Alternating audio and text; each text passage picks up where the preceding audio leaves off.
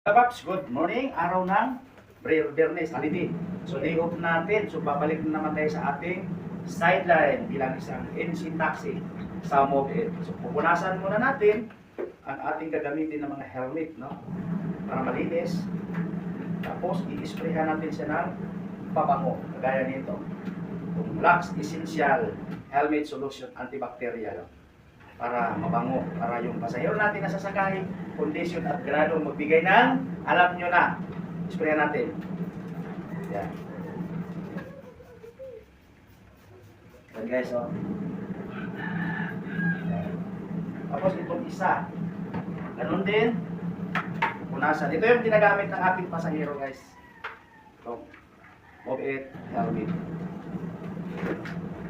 Para malinaw ang visor, kailangan pupunasan at i-sprayhan ng Lux Essential Helmet Antibacterial Solution.